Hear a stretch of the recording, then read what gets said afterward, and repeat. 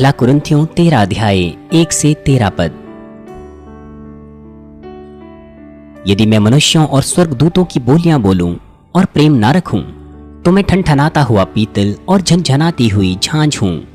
और यदि मैं भविष्यवाणियां कर सकूं और सब भेदों और सब प्रकार के ज्ञान को समझूं, और मुझे यहां तक पूरा विश्वास हो कि मैं पहाड़ों को हटा दूं, परंतु प्रेम ना रखूं, तो मैं कुछ भी नहीं। और यदि मैं अपनी संपूर्ण संपत्ति कंगालों को खिला दूं या अपनी देह जलाने के लिए दे दूं और प्रेम ना रखूं, तो मुझे कुछ भी लाभ नहीं। प्रेम धीरजवंत है और कृपालु है। प्रेम डाह नहीं करता, प्रेम अपनी बढ़ाई नहीं करता और फूलता नहीं। वह अनिरीति नहीं चलता, वह अपनी भलाई नहीं चाहता, झुंझलाता नहीं, बुरा नहीं मानता, कुकर्म से आनंदित नहीं होता, परंतु सत्य से आनंदित होता है। वह सब बातें सह लेता है, सब बातों की प्रतीति करता है, सब बातों की आशा रखता है, सब बातों में धीरज धरता है। प्रेम कभी नहीं टलता। भविष्यवाणियां हो तो समाप्त हो जाएगी, भाषाएं हो तो जाती रहेगी, ज्ञान हो तो मिट जाएगा, क्योंकि हमारा ज्ञान अधूरा है और हमारी भविष्यवाणी अधूरी। परंतु जब सर्वसिद्ध आएगा तो अधूरा मिट जाएगा। जब मैं बालक था तो मैं बालकों की नाई बोलता था, बालकों का सा मन था, बालकों की सी समझ थी। परंतु सियाना हो गया तो बालकों की बातें छोड़ दी। अब हमें दर्पण में धुंधला सा दिखाई देता है, परंतु उस समय आमने सामने देखेंगे। इस समय मेरा ज्ञान अधूरा है, परंतु उस समय ऐसी पूरी रीति से पहचानूंगा जैसा मैं पहचाना गया हूं। पर अब विश्वास, आशा, प्रेम, ये तीनों स्थायी है, पर इनमें सबसे बड़ा प्रेम है। आमीन। मसीह में प्रिय भाई और बहनों और टीवी पर देख रहे दर्शकों, आज से मैं आत्मिक प्रेम अध्याय पर आधारित संदेशों पर प्रचार करूंगा। माता पिता को प्रसन्नता होती है जब उनकी संतान अच्छे से उनकी बातें मानते हैं। उदाहरण के लिए, अगर माता पिता बच्चों को पढ़ाई करने के लिए कहते हैं तो वो अच्छे से पढ़ाई करते हैं। जब माता पिता कहते हैं कि अपने दोस्तों के साथ विवाद ना करो तो वो नहीं करते। जब माता पिता कहते हैं कि अच्छा स्वभाव रखें, उचित भाषा इस्तेमाल करें, तो वो केवल पालन करते हैं। तो माता पिता कितने प्रसन्न होंगे कि उनका बच्चा इस तरह से व्यवहार कर रहा है। लेकिन मान लीजिए वो बच्चा अपने माता पिता का पालन तो करता है, लेकिन उनके हृदय में अपने माता पिता के लिए कोई प्रेम नहीं है, तो फिर माता पिता को कैसा महसूस होगा? कैसे एक बच्चा अपने माँ बाप का पालन कर पाएगा अगर उसमें कोई प्रेम नहीं है उनके लिए? वो अपना स्वभाव की वजह से पालन कर सकते हैं, या फिर कर्तव्य समझकर पालन कर सकते हैं, या फिर डर के कारण कि कहीं डांटा ना जाए इसलिए पालन कर सकते हैं। इस प्रकार की आज्ञाकारिता जिसमें प्रेम ना हो, वो माता पिता को खुश नहीं कर सकती। और साथ ही हम यह नहीं कह सकते कि यह संपूर्ण आज्ञाकारिता है। यदि आप अपने बच्चों को अत्यंत प्रेम देते हैं तो उससे भी आपका बच्चा गलत मार्ग पर जा सकता है। उदाहरण के लिए, यदि आप अपने बच्चे को किसी काम के बाद धन्यवाद के तौर पर पैसा देते हैं तो बच्चा फिर हमेशा वैसा ही अपेक्षा करेगा, और अगर आप उसे पैसा ना दो तो वो बिल्कुल भी नहीं हिलेगा। परमेश्वर, हमारे पिता परमेश्वर और आपके बीच में भी ऐसा ही संबंध है। उसकी संतान, परमेश्वर का क्या उद्देश्य है इस धरती पर मनुष्य जाति की जुताई करने का? वो है सच्ची संतान को प्राप्त करना जिनके साथ वह सच्चा प्रेम बांट सके। और हमारे लिए कि हम सच्चा प्रेम परमेश्वर से बांट सके, हमें उचित तौर पर समझना चाहिए कि किस प्रकार का ऐसा वास्तविक प्रेम है जिसे परमेश्वर चाहता है। परमेश्वर प्रेम है। यदि हम समझें कि परमेश्वर किस तरह का प्रेम है, और यदि हम लोगों को उसके प्रेम के साथ प्रेम रखें, तो परमेश्वर प्रसन्न होगा। यदि आप उस प्रेम के साथ करें जिसे परमेश्वर नहीं चाहता, लेकिन आप कहते हैं कि आप दूसरों से प्रेम करते हैं, तो फिर आपका प्रेम परमेश्वर की दृष्टि में ग्रहण योग्य नहीं होगा। प्रेम के ऊपर यह अध्याय वो अध्याय है जो हमें इस प्रेम के बारे में साफ बताता है। यदि आप बहुत सी आत्माओं को बचाना चाहते हैं, पवित्र आत्मा के यंत्र बनकर अंत के इस समय में, तो अवश्य ही इस प्रकार के प्रेम को आपको अपने हृदय में छाप देना चाहिए और जोत लेना चाहिए। आपके लिए कि आप पवित्र आत्मा के यंत्र बनो और बहुत सी आत्माओं को बचाओ, सबसे पहले आपको साफ हृदय को साध लेना है जिसमें कोई बुराई ना हो, और इसी बीच में आपके पास आत्माओं के लिए खरा प्रेम भी होना चाहिए। प्रेम के ऊपर अध्याय वो एक मापदंड भी है जिसके द्वारा आप जांच सकते हैं कि आपका हृदय कितना पवित्र है और आपके अंदर दूसरी आत्माओं के लिए कितना प्रेम है। इसीलिए यदि आप इसे अपने हृदय में छाप दें और पूरी तरह से इसका अभ्यास करें तो हम कह सकते हैं कि आपके हृदय में सच्चा प्रेम है और पवित्र आत्मा के फल भी आप में उत्पन्न होंगे जितना आप इस आत्मिक प्रेम को साध लेते हैं। अब एक ऐसा समय है जब अनियमितता फैलती जाती है और प्रेम ठंडा होता जाता है। ऐसे बहुत से टूटे हृदय है। संसार भर में ऐसे बहुत से लोग हैं जो सच्चे प्रेम की उत्कंठा में हैं। मैं प्रभु यीशु मसीह के नाम से प्रार्थना करता हूं कि आप इस संदेश की और भी उत्सुकता से उत्कंठा रखें और केवल हाँ और आमीन के साथ इसे ग्रहण करें, ताकि इस संदेश के द्वारा आप एक यंत्र बने पवित्र आत्मा के, जिनके अंदर जुनून भरा प्रेम है और सामर्थ्य है परमेश्वर की। प्रिय भाइयों और बहनों, आत्मिक प्रेम के ऊपर इस अध्याय की प्रत्येक आयत में जाने से पहले आइए हम इस अध्याय के सामान्य तत्वों को देखें और इस किताब को लिखने की पृष्ठभूमि के विषय में देखें। क्या कारण है कि हम पहला कुरिन्थियों 13 अध्याय को, जो कि आज का पाठ है, प्रेम अध्याय कहते हैं? वो इसीलिए क्योंकि संपूर्ण अध्याय का विषय प्रेम है। बाइबल हमसे अलग अलग विषयों पर बातचीत करती है और कुछ अध्याय किसी विशेष विषय पर श्रेणीबद्ध है और पूरे के पूरे अध्याय एक ही विषय पर बातचीत करते हैं, जैसे कि आशीषों का अध्याय, विवाह का अध्याय, मूर्ति पूजाओं का अध्याय, पवित्र आत्मा के फल का अध्याय, धन्य वचन का अध्याय, प्रेम का अध्याय और इस प्रकार से। आपको क्या लगता है कि प्रेम क्या है? लोग प्रेम की परिभाषा उनके विचारों के अनुसार देते हैं और वो ये भी सोचते हैं कि वो प्रेम करते हैं। लेकिन जो दिल तोड़ने वाली बात है वो ये है कि यदि वो प्रेम करते हैं तो वो खुश होने चाहिए, लेकिन बजाय इसके ऐसी बहुत सी स्थितियां रहती है जहां पर वो ठेस खाते हैं और अपने जीवन में दर्द में रहते हैं।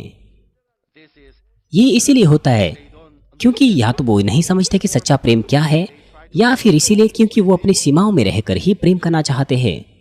इस प्रेम अध्याय में हम देख सकते हैं कि किस प्रकार का ऐसा प्रेम है जिसे परमेश्वर सच्चा मानता है। हम मनुष्य नहीं जिसे हम सच्चा मानते हैं। यह हमें यह भी विवरण देता है कि क्यों हमें प्रेम करना है और प्रेम क्या है। इसीलिए मुझे आशा है कि आप समझेंगे कि सच्चा प्रेम क्या है इस संदेश के द्वारा, और अभ्यास करेंगे तुरंत जो कुछ आप सुने, ताकि आप अंगीकार कर पाएं कि आप सचमुच प्रभु से प्रेम करते हैं। प्यारे भाइयों और बहनों, आइए हम इस अध्याय को लिखने की पृष्ठभूमि पर जाएं। अध्याय 13 पहला कुरिन्थियों का, और फिर हम समझ सकते हैं बेहतर तरीके से कि क्यों प्रेम महत्वपूर्ण है। पिछले अध्याय में, पहला कुरिन्थियों 12 अध्याय में, यह पवित्र आत्मा के अलग अलग वरदानों के बारे में और पदों के बारे में बातचीत करता है। कुरिन्थियों की कलीसिया में ऐसे बहुत से अलग अलग प्रकार के पवित्र आत्मा के वरदान थे और वहां पर विश्वासियों के बीच में वाद विवाद चल रहा था कि कौन सा वरदान महान है। पवित्र आत्मा के अलग अलग वरदानों में कौन सा वरदान बड़ा है? परमेश्वर के सामर्थ्य को प्रकट करना, चमत्कारों को करना, वचन का वरदान। पहला कुरिन्थियों 12 अध्याय 7 पद कहता है, किंतु सबके लाभ पहुंचाने के लिए हर एक को आत्मा का प्रकाश दिया जाता है। जैसे कि कहा गया कि पवित्र आत्मा के अलग अलग वरदान परमेश्वर के द्वारा दिए जाते हैं विश्वासियों के विश्वास के लाभ के लिए, लेकिन कभी कभार हम देखते हैं कि कुछ ना कुछ समस्या आ पड़ती है इन वरदानों की वजह से। उदाहरण के लिए, कुछ ऐसे लोग होते हैं जो कहते हैं कि उन्होंने चंगाई का वरदान पाया है या फिर भविष्यवाणी का वरदान पाया है और चर्च के क्रमों को तोड़ देते हैं। इस संसार में जादू टोना करने वाले लोगों के समान वो भी अपने आप को सूचीबद्ध करते हैं और अपने वरदान के बदले में पैसा मांगते हैं या फिर अपने लाभ के पीछे चलते हैं। परमेश्वर का वरदान बेचा नहीं जा सकता और ना ही पैसों से खरीदा जा सकता है। मनुष्यों के इतिहास में सिर्फ कुछ ही लोग भविष्यवाणी के दान को प्राप्त कर पाए हैं। भविष्यवाणी का कार्य केवल पवित्र आत्मा की प्रेरणा से होता है। जब मैं संसार भर में जाता था तो मैंने कुछ लोगों को देखा जो पवित्र आत्मा की प्रेरणा से भविष्यवाणियां बोलते हैं, लेकिन उनमें से कुछ ही ऐसे हैं जिन्होंने भविष्यवाणी के वरदान को प्राप्त किया है। कुरिन्थियों की कलीसिया में इस तरह के विवाद को खत्म करने के लिए प्रेरित पौलुस ने कहा कि वरदान तो बहुत है, लेकिन पवित्र आत्मा एक ही है। यद्यपि वरदान बहुत सारे हैं, लेकिन प्रत्येक परमेश्वर देता है और उनमें से प्रत्येक बहुमूल्य है और एक समान है। और इसका विवरण देने के बाद उसने पहला कुरिन्थियों 12:31 में कहा, तुम बड़ी से बड़ी वरदानों की धुन में रहो, परंतु मैं तुम्हें और भी सबसे उत्तम मार्ग बताता हूं। और फिर उसने प्रेम के ऊपर अध्याय लिखा। आत्मिक प्रेम के ऊपर इस अध्याय के द्वारा उसका कहने का यह इरादा था कि सब वरदानों में सबसे बड़ा वरदान प्रेम का वरदान है। भविष्यवाणी के वरदान के विषय में मैंने किसी को भी नहीं देखा जिसके पास भविष्यवाणी का वरदान हो। कुछ लोग पवित्र आत्मा के सामर्थ्य कार्यों के द्वारा भविष्यवाणी करते थे और अस्थायी तौर पर भविष्यवाणी करते थे कि क्या होने जा रहा है, परंतु कुछ ही ने भविष्यवाणी का वरदान पाया है जिसके द्वारा वो हमेशा से भविष्य के बारे में जैसा वो चाहते हैं बता सकते हैं। आप डीकन फिलिपुस की शुरुआती कलीसियाओं की बेटियों को जानते हैं। आप डीकन फिलिपुस की बेटियों को जानते हैं, शुरुआती कलीसियाओं की, और आप जानते हैं कि वो भविष्यवाणियां कर सकते थे जो होने वाला था। लेकिन आपको समझना है कि डीकन फिलिपुस कितना पवित्र था, यहाँ तक कि उसने परमेश्वर की सामर्थ्य को प्राप्त किया। उस वक्त डीकन फिलिपुस और स्तीफनुस वो वहां पर थे, लेकिन वो नए यरूशलेम में 24 प्राचीनों के पद पर पहुंचे। जब तक कि कोई हर प्रकार की बुराई को दूर ना करे और पवित्र और शुद्ध ना बन जाए, भविष्यवाणी के वरदान को प्राप्त नहीं कर सकता। और फिर ये भी कि भविष्यवाणी का वरदान सभी को नहीं दिया जा सकता जो पवित्र हो और आत्मा के स्तर में आ गया हो। वो जो अभी पवित्र नहीं है, भविष्यवाणी का वरदान उन्हें नहीं दिया जा सकता।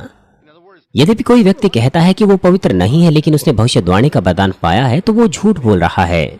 दूसरे शब्दों में पौलुस चाहता था कि वो एहसास करे कि परमेश्वर का कलीसियाओं में अलग अलग पवित्र आत्मा के वरदान को देने का उद्देश्य यह था कि अंततः विश्वासी सबसे बेहतर वरदान को साध ले, जो कि प्रेम है। चाहे कितनी ही बड़ी प्रतिभा और वरदान पास्टर्स या कार्यकर्ताओं को क्यों ना दिया जाए, लेकिन अगर उनके पास प्रेम नहीं है, वरन एक दूसरे के विरोध में अगर लड़ाई करें, तो वो वरदान और प्रतिभाएं अर्थ रहित है और इसका कोई लाभ नहीं होता। इसीलिए इसका अंततः उद्देश्य जिसके द्वारा कलीसिया और इसके सदस्य परमेश्वर के राज्य को साधते हैं और उसकी धार्मिकता को, वो प्रेम है। प्यारे भाइयों और बहनों, सभी प्रकार का प्रेम भी सच नहीं होता। झूठा प्रेम भी है जो बाहरी प्रकटीकरण में तो अच्छा दिखता है लेकिन सच्चा प्रेम नहीं होता। उदाहरण के लिए, इस संसार में ऐसी बहुत सी सामग्रियां हैं जिन्हें वास्तविक माना जाता है और दिखती भी वो उन्हीं वस्तुओं के समान है जो वास्तविक होती हैं, लेकिन तथ्य के तौर पर वो प्रतिरूप भी हो सकता है। बहुत से लोग इन प्रतिरूपों को खरीदते हैं ये सोचते हुए कि वो वास्तविक है। वास्तविक सामग्री आमतौर पर मूल आकार और रूप में बनी रहती है लंबे समय तक और उसकी विशेषता भी अच्छी होती है, लेकिन जो प्रतिरूप या नकली होती है वो आसानी से पुरानी हो जाती है या घिस जाती है। इसी प्रकार से प्रेम में भी एक ऐसा प्रेम है जो आत्मिक प्रेम है, जो वास्तविक प्रेम है, और इसके अलावा एक शारीरिक प्रेम भी है जो नकली या प्रतिरूप के समान है। मान लीजिए आपने एक घड़ी खरीदी। कुछ घड़ियां बहुत ही विख्यात है। समय गुजरने के बाद कुछ घड़ियां उसमें कुछ सेकंड्स का फर्क आ जाता है, यहाँ तक कि मिनटों का भी फर्क आ जाता है।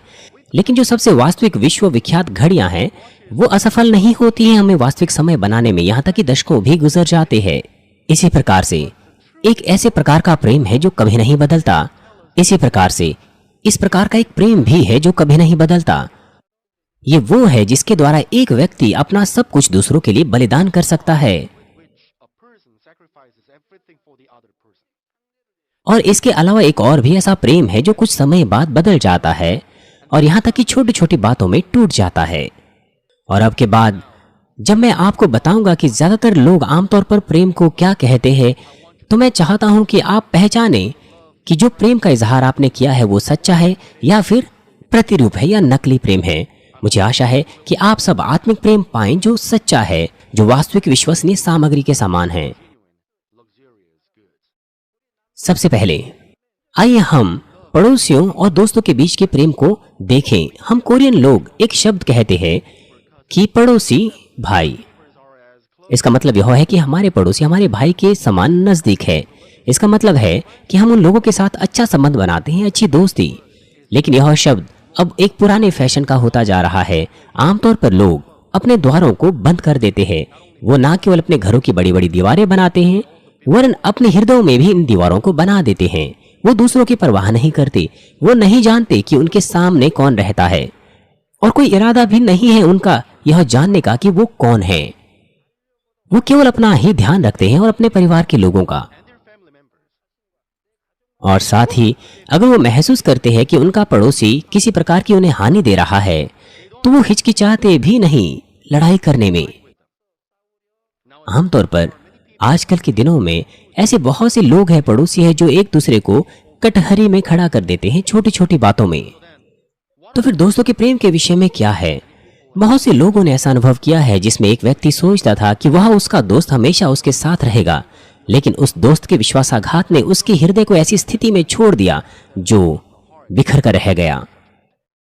मान लीजिए आपका कोई नजदीकी दोस्त वो आपके पास आया और आपसे कहता है कि आप उसे पैसा उधार दे। मान लीजिए आपका भाई आपसे पैसा मांगता है।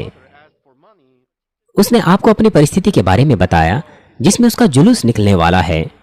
वो आपको ऐसा कह सकता है कि अपना घर आप गारंटी पर रख दो, और साथ ही साथ उसने ये भी कहा कि वो बाद में जो है वापस चुका देगा।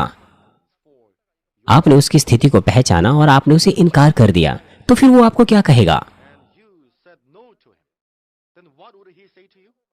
वो ऐसा कह सकता है, क्या तू मेरा सचमुच प्रिय दोस्त है?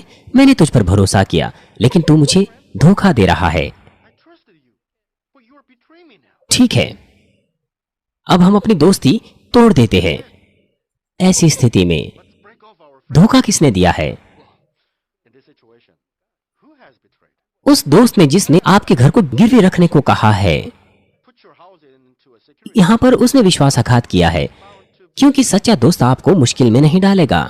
ये भाग्यवश रहेगा अगर सब कुछ सामान्य हो जाएगा, लेकिन तब क्या होगा अगर कुछ और भी बदतर आपके साथ हो जाएगा और आपके दोस्त के साथ? तो ना केवल दोस्त वरन आप भी मुश्किल में आ जाएंगे। क्या ये सच्चा प्रेम है? और अगर आपका जुलूस निकल जाए तो आपका परिवार, आपका घर, सब कुछ खत्म हो जाएगा। ये बहुत गंभीर मामला है। लेकिन वो दोस्त एहसास ही नहीं करता कि उसने क्या मांगा है उससे। वो कहता है कि आपने मेरे साथ धोखा किया है, इसलिए अब हमें दोस्ती नहीं रखनी चाहिए। ये बिल्कुल भी प्रेम नहीं है। इसीलिए मसीह में तमाम भाई और बहनों, आपका इस तरह का कोई संबंध नहीं होना चाहिए। यदि आपका ऐसा होता है तो शत्रु, दुष्ट और शैतान के कार्य होंगे। आप में से ऐसे अवश्य ही कोई ना कोई होंगे जिनके ऐसे दोस्त हैं, जिन लोगों ने उस समय के बाद आपको अलग करना शुरू कर दिया जब से आप मसीह बने, क्योंकि आपने सत्य का जीवन जीना शुरू किया। क्योंकि वो संसारिक चीजों में अब आपके साथ आनंद नहीं कर पा रहे थे, इसलिए वो अब आपसे अपनी दूरी बना सकते हैं, यहाँ तक कि आपके ऊपर सताव भी कर सकते हैं। कुछ लोग कहते हैं कि बुद्धिमानी यह है कि हम दोस्ती उनसे करें जिनसे उनको लाभ प्राप्त हो सकता है। ये एक सत्य है कि आज ऐसे व्यक्ति को ढूंढना बहुत मुश्किल है जो इच्छा के साथ अपना समय, अपना प्रयास और अपना पैसा वास्तविक प्रेम के द्वारा अपने पड़ोसी और दोस्तों के लिए बलिदान कर सके। और भाइयों के प्रेम के विषय में क्या है? दोस्तों और पड़ोसियों के असदृश वो भाई तो एक ही माता पिता से जन्मे हैं, इसलिए क्या उनका प्रेम कुछ बेहतर है? हालांकि भाई और बहन एक ही माता पिता से जन्मे हैं और साथ पले बड़े हैं बचपन से ही, और उनका संबंध अन्य लोगों की तुलना में कुछ और भी ज्यादा गहरा है। आमतौर पर यद्यपि उनके बहुत नजदीक संबंध रहते हैं,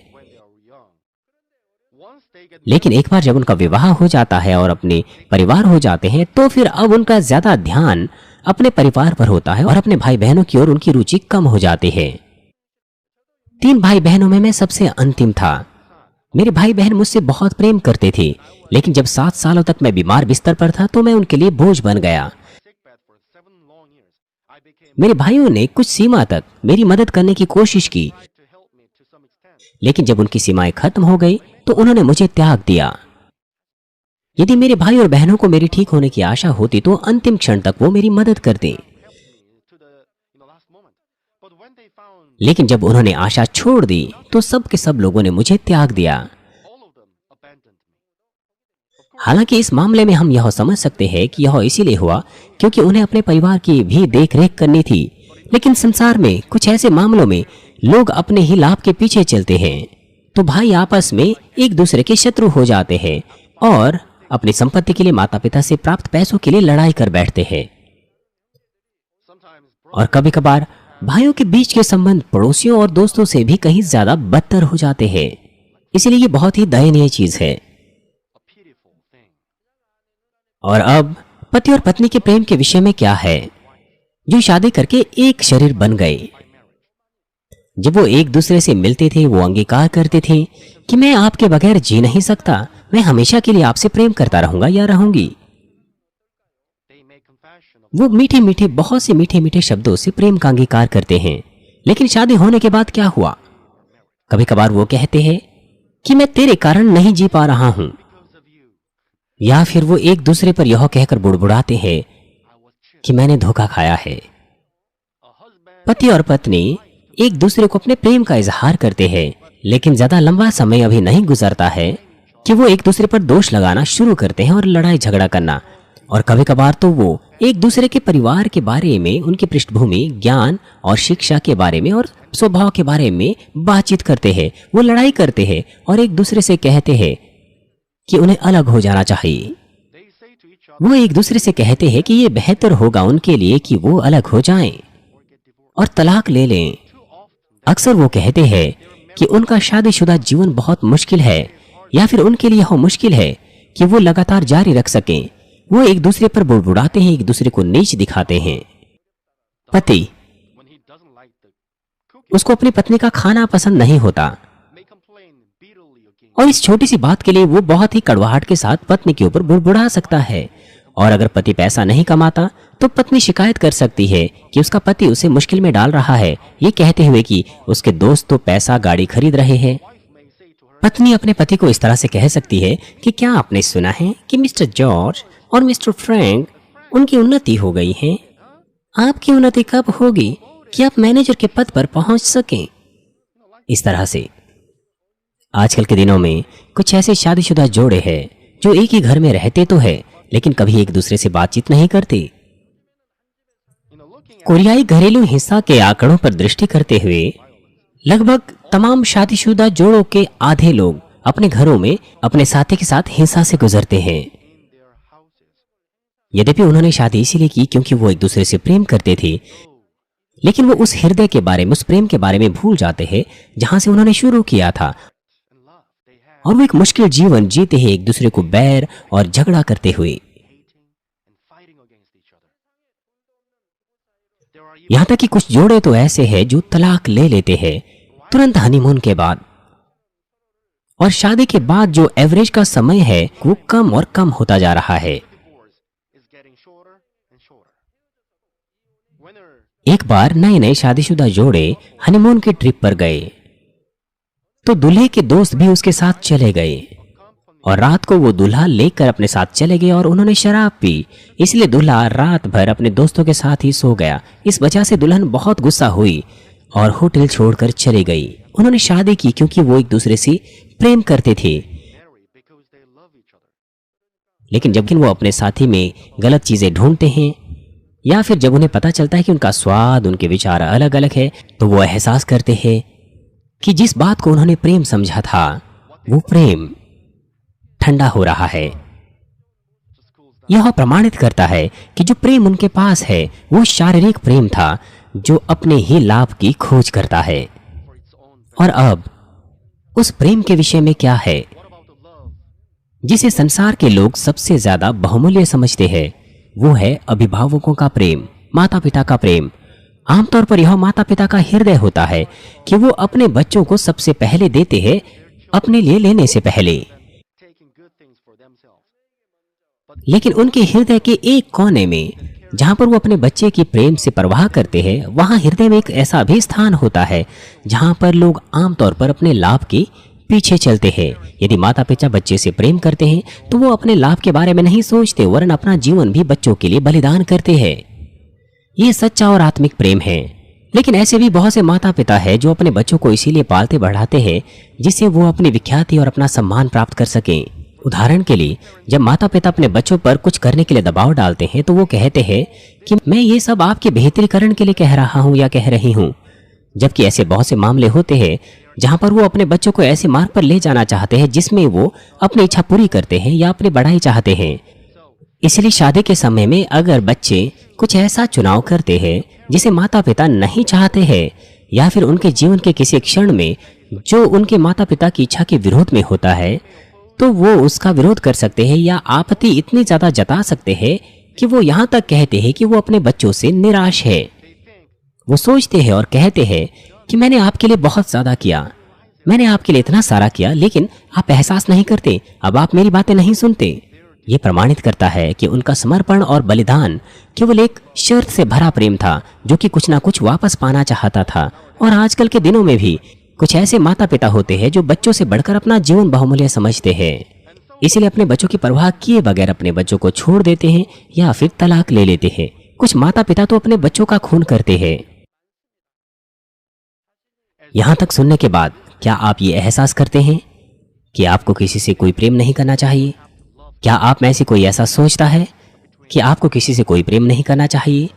क्योंकि सारा प्रेम पड़ोसियों के बीच में, दोस्तों के बीच में, परिवारों में वो अर्थ रहित है, उसका कोई प्रयोग नहीं है। बिल्कुल आपको ऐसा नहीं सोचना चाहिए। परमेश्वर की संतान जो सचमुच परमेश्वर पर विश्वास करते हैं, वो अपने पड़ोसी, दोस्तों और परिवारों से प्रेम रखेंगे। 10 आज्ञाओं में जो परमेश्वर ने दी, पहली 4 आज्ञाएं वो आज्ञाएं हैं जो हमें परमेश्वर के साथ अपने संबंध के विषय में मानने हैं, और 5वीं आज्ञा हमें कहती है कि हम अपने माता पिता का आदर करें। इफिसियों 5 अध्याय 33 पद कहता है, पर तुम में से हर एक अपनी पत्नी से अपने समान प्रेम रखे और पत्नी भी अपने पति का भय माने। यदि पत्नी अपने पति का आदर नहीं करती तो आत्मिक प्रेम नहीं रख सकती। बेशक पति को भी अपनी पत्नी को अपने समान प्रेम रखना चाहिए, अवश्य ही एक दूसरों से वो प्रेम रखे। अगर पति पत्नी को अपने समान प्रेम रखे और पत्नी उसका आदर करे तो सब कुछ अच्छा होगा। ये है आत्मिक और सच्ची जोड़े का, साथी का जीवन। इसलिए हमारे प्रभु कहते हैं कि आप में से प्रत्येक अपनी पत्नी को अपने समान प्रेम रखे और पत्नी भी अवश्य ही अपने पति का आदर करें। और साथ ही मत्ती 22 अध्याय 39 पद कहता है, और उसी के समान यह दूसरी भी है कि तू अपने पड़ोसी से अपने समान प्रेम रख। परमेश्वर को अपने पूरे प्रेम, हृदय और मन से प्रेम रखना। उसके बाद जो दूसरी आज्ञा है वो है अपने पड़ोसी से अपने समान प्रेम रखना। इसीलिए परमेश्वर की संतान को अपने परिवार के लोगों के लिए और दूसरे लोगों के लिए अपने कर्तव्य को नहीं भूलना चाहिए, सिर्फ इसलिए क्योंकि वो एक मसीह जीवन जी रहे हैं। उन्हें और भी सच्चा प्रेम देना चाहिए उन लोगों की तुलना में जो दूसरे लोग देते हैं। उन्हें दूसरों की केवल शारीरिक चीजों से ही संतुष्ट नहीं रहना चाहिए, उन्हें आत्मिक प्रेम देना चाहिए कि उनकी आत्मा को उद्धार की ओर ले जाएं और उन्हें अनंत जीवन दे सकें। आइए एक कहानी मैं आपको बताता हूं इस आत्मिक प्रेम के विषय में। एक ऐसी डीकनेस थी जो अपने मसीह जीवन में बहुत ही परिश्रमी थी। उसका पति चर्च नहीं आता था, लेकिन अपनी पत्नी को चर्च आने के लिए सताव करता था। अगर कुछ भी गलत होता था तो वो कहता था कि यह उसके चर्च जाने के कारण हो रहा है, और वो अपनी पत्नी को सताता था। लेकिन एक दिन वो सुबह सुबह की आराधना सभा में भी आना शुरू हो गई। वो हमेशा अपने पति के जूते अपने साथ लाया करती थी।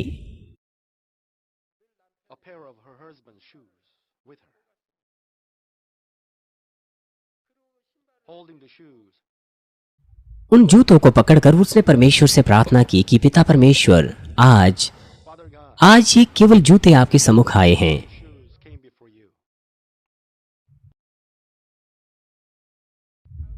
अगली बार कृपया इन जूतों का मालिक भी आने पाए।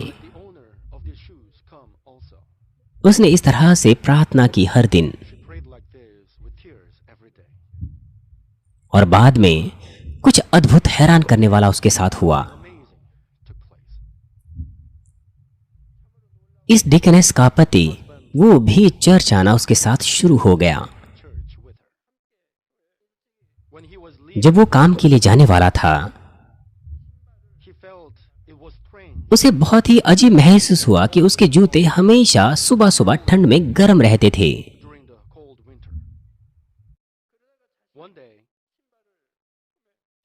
और एक दिन उसने अपनी पत्नी को देखा जो उसके जूतों को उठाकर अपनी छाती से लगाए हुए प्रार्थना करने जा रही थी।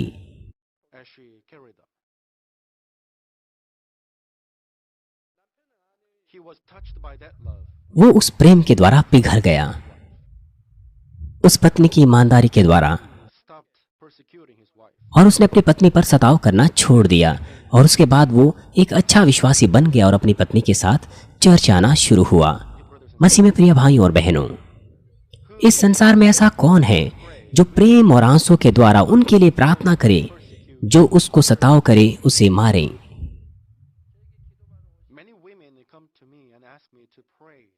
बहुत सी स्त्रियां मेरे पास आती हैं और मुझसे प्रार्थना करने को कहती है अपने पतियों के लिए। वो मुझे उस सताव के बारे में बताती है, मारना, श्राप देना, उनके पतियों के द्वारा जो उन पर होता है। और एक चीज है जो मैं उन्हें हमेशा कहता हूं कि जितना जल्दी हो सके आत्मा में जाएं। ये एक सीधा मार्ग है इस सताव को पार करने का। अगर पत्नी आत्मा के स्तर में पहुंच जाए तो वो अपने पति से आत्मिक प्रेम रखेंगी और फिर पति ऐसी प्रिय पत्नी को और अधिक सताव नहीं करेगा। अगर पत्नी अपने पति से आत्मा में प्रेम करती है तो फिर वो ज्योति चमकेगी और अंधकार दूर हो जाएगा। अगर पत्नी आत्मा की जन बनती है तो वो आत्मा की ज्योति चमकाएगी और वो ज्योति तमाम अंधकार को दूर कर देगी और फिर पति उसे सताव करना बंद कर देगा और चर्च आएगा। जब मैं पत्नियों को इस सिद्धांत के बारे में कहता हूं जो मुझसे प्रार्थना करने को कहती है तो उनमें से कुछ तो आमीन कहती है, शायद इसलिए क्योंकि उन्हें नहीं लगा कि उन्हें इस तरह का उत्तर मिलेगा। और साथ ही इस संसार में जहां पर लोग केवल अपने लिए ही जीते हैं, कौन उन त्यागे हुए पड़ोसियों के साथ प्रेम बांट पाएगा सच्चे हृदय के साथ, बावजूद इसके कि उन्हें अपने आप को बलिदान करना पड़ेगा और पीड़ाओं में रहना पड़ेगा। ये परमेश्वर की संतान हैं जिन्होंने सच्चा प्रेम पाया है और सीखा है हमारे प्रभु से। मैं सोचता हूं कि आप में से बहुत होंगे जिन्होंने अपने हृदय में शारीरिक प्रेम के द्वारा दर्द पाया होगा प्रभु को जानने से पहले। जब आप उस शारीरिक प्रेम की वजह से अकेलेपन और उस दर्द को महसूस कर रहे थे तो वहां पर कोई ऐसा था जिसने आपको तसल्ली दी और आपका दोस्त बन गया। कौन है वो? कौन है वो व्यक्ति? वो हमारे प्रभु है।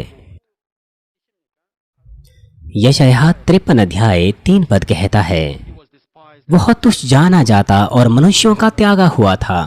वह दुखी पुरुष था, रोग से उसकी जान पहचान थी और लोग उससे मुख फेर लेते थे। वह तुच्छ जाना गया और हमने उसका मूल्य ना जाना। यीशु की कोई गलती नहीं थी, लेकिन उसका तिरस्कार किया गया, उसे त्यागा गया। और साथ ही यीशु ने बहुत ही मुश्किलें और गरीबी का सामना किया। वो बीमारियों के दर्द को बहुत ही अच्छे से जानता है क्योंकि वो दर्द से परिचित है। इसलिए वो मनुष्यों के हृदय को अच्छे से समझता है और जानता है। यीशु ने स्वर्गीय महिमा को छोड़ दिया और इस धरती पर आया। वो पीड़ाओं के मार्ग पर मनुष्यों के समान गुजरा और वो हमारा सच्चा तसल्ली देने वाला और दोस्त बन गया। वो हमें सच्चा प्रेम देता है जिसे संसार नहीं दे सकता जब तक कि वो क्रूस पर न चढ़ गया। यदि आप पति इस संदेश के द्वारा प्रभावित है और कुछ नया आत्मिक तौर पर एहसास करते हैं तो कृपया अपनी पत्नियों को अपना प्रेम प्रदर्शित करें। आज जब आप वापस घर लौटते हैं आप अपनी पत्नी के लिए विशेष खाना पका सकते हैं। बेशक आपकी पत्नी उसे तुरंत ग्रहण नहीं करेगी, लेकिन आपके लिए बेहतर है कि आप अपने कर्तव्य को दर्शाएं, अपने धन्यवाद को उसे दर्शाएं। पत्नियां, आपको अपने पति को कहना है कि आप अपने व्यापार का अच्छे से ध्यान रखें और घर का काम, खाना पकाना, पत्नी होने के नाते मैं इसे बेहतर कर लूंगी। जब आप इस तरह से बुद्धिमता के साथ उत्तर देगी तो आपके पति सचमुच बदल जाएंगे और आप एक दूसरे के साथ आत्मिक तौर पर आदर करेंगे। लेकिन ऐसा भी नहीं करना है कि हर दिन आपका पति आपके लिए खाना बनाए। ये बेहतर है कि समय समय पर पति अपने पत्नी के लिए पकाएं तो पत्नी को बहुत खुशी होगी और पति के लिए वह अगली बार बेहतर और विशेष खाना बनाएंगी।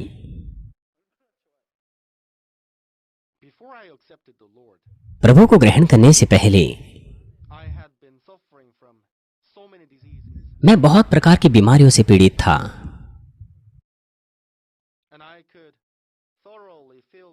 और जो मैं महसूस कर सकता था वो सिर्फ ये था, वो निरंतर दर्द, वो अकेलापन और वो गरीबी। जब मैं हमेशा अपने बीमार बिस्तर पर रहता था तो जो मेरे पास वो केवल एक बीमार शरीर और एक दर्द था, I experienced, despise and जो कि गिरते हुए बर्फ के बॉल के समान बढ़ता जा रहा था। only with a deep sense मैंने मेरे आसपास के संसार का तिरस्कार और उपहास महसूस किया। मेरे पास हताशा का केवल एक गहरा जोखिम था। lived in Kumodong and Oksudong. जब मैं कुमोडोंग में रहता था, Han River was जहाँ पर हान नदी दिखाई देती है, वहाँ का जीवन बहुत ही दयनीय था। I lived in a very small मैं बहुत छोटे house घर में रहता था and then I was so ill. और मैं बहुत बीमार था। Long illness. Sometimes और मेरी इस बीमारी के बीच में कभी कभार मेरी सांस मेरे पास रहती थी और मुझे डॉक्टर के पास ले जाती थी। then she took me outside to meet the doctors and वो मुझे बाहर ले जाते थे डॉक्टर से मिलने के लिए। मुझे छड़ी के सहारे जाना पड़ता था। मेरे घर से बाहर आने में मुझे 10 मिनट लग जाते थे। जब हम निचले क्षेत्रों में आ जाते थे तो हम वहां से टैक्सी लेते थे और फिर हम डॉक्टर से मिलने जाते थे। it was the same when we और जब हम हॉस्पिटल से घर आते थे तब भी ऐसा ही होता था। मुझे फिर से छड़ी के सहारे जाना पड़ता था घर तक। और फिर मेरी सांस, bought me वो मेरे लिए शराब खरीदती थी पीने के लिए। when she took me home. जब वो मुझे घर ले जाती थी, वो मुझे देखती थी, समय समय पर मेरा ध्यान देती थी She seemed और कभी कभार वो बहुत उदास नजर आती थी। शायद उन्होंने ये सोचा होगा अपने आप में कि ये मनुष्य बहुत ही दुख में है, बहुत ही तुच्छ है।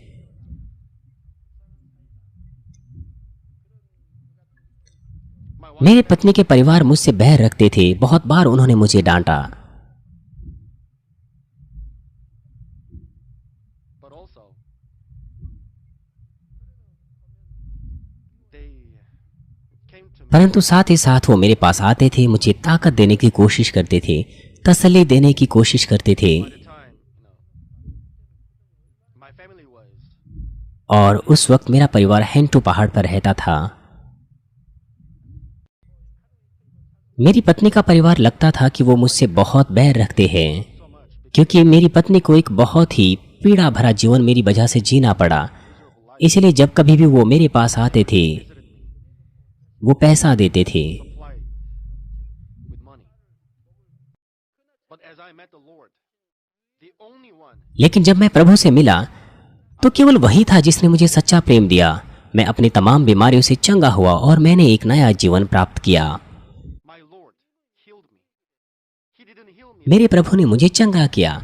उसने अपने लाभ के लिए मुझे चंगा नहीं किया। more than anything else. वो हमसे ये नहीं कहता कि हम सबसे बढ़कर उसकी अपनी महिमा और उसके लाभ के लिए उससे प्रेम रखें। To let us live उसने अपना जीवन हमें इसीलिए दिया कि हम एक वास्तविक और बहुमूल्य जीवन जिए। and glorify इसलिए उसने हमें योग्य बनाया कि हम परमेश्वर को महिमा दें, उसके राज्य और उसके धर्म के लिए। इसलिए हमें परमेश्वर के राज्य के लिए विश्वास योग्य रहना है, उसे पूरा करना है। बाइबल में हमारे प्रभु हमें कहते हैं कि जितना ज्यादा हो सके हम प्रभु को अर्पण करें, और वो हमसे वादा करता है कि जो कुछ हम बोएंगे हम उसे काटेंगे। क्या कारण है कि वो हमें ऐसी आज्ञा देता है? वो इसीलिए क्योंकि जितना हम बोएंगे become rich. हम उतना ही काटेंगे और हम अमीर बन सकते हैं। जितना ज्यादा आप बोएंगे आप उतना ही ज्यादा काटेंगे, और जिन फलों के साथ आप काटेंगे आप परमेश्वर की और भी अधिक सेवा कर सकते हैं। Almighty तब हमारे पिता परमेश्वर, सर्वशक्तिमान परमेश्वर आपको और भी अधिक और महान आशीषें देंगे। for your blessing, इसीलिए सब कुछ आपकी आशीष के लिए है। everything for his children. परमेश्वर सब कुछ आपको देना चाहता है। After I was healed of all my diseases, जब मैं अपनी तमाम बीमारियों से चंगा हुआ पूरी तरह से, from the very bottom, तब मुझे बहुत ही नीचे से बहुत ज्यादा कर्ज के साथ अपने जीवन को शुरू करना पड़ा।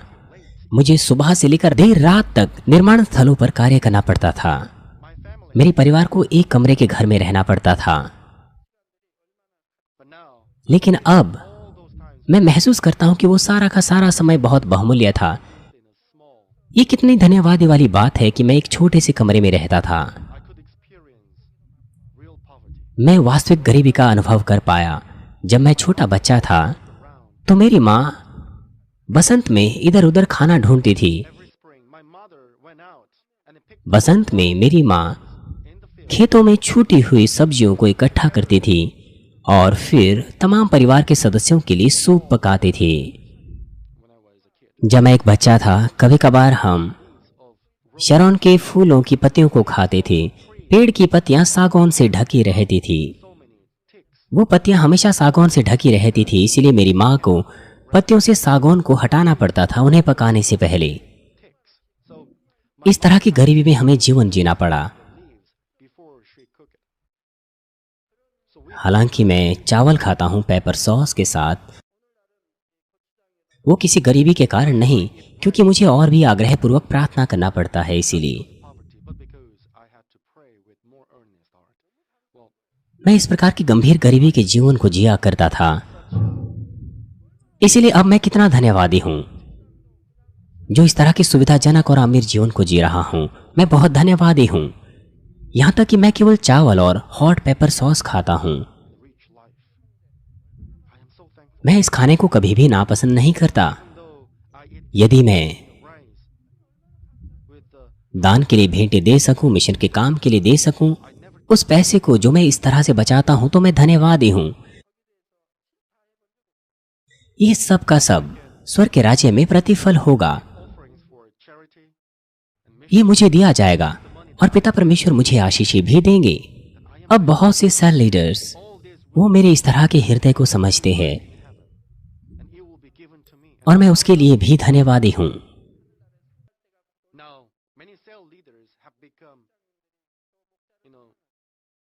ऐसी बहुत सी चीजें हैं जिनके लिए मुझे धन्यवादी होना चाहिए, क्योंकि मैं उन समयों से गुजरा। इसीलिए मैं पिता परमेश्वर के प्रेम को और प्रभु के प्रेम को और भी परिश्रम पूर्वक महसूस कर पाया।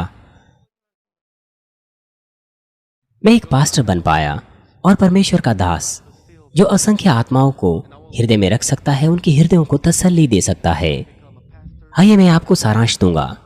मसीह में प्रिय भाइयों और बहनों, परमेश्वर अपने आप में प्रेम है और उसने अपने इकलौते पुत्र यीशु मसीह को इस धरती पर भेजा कि वो हमारी सेवा करे, हम पापियों की।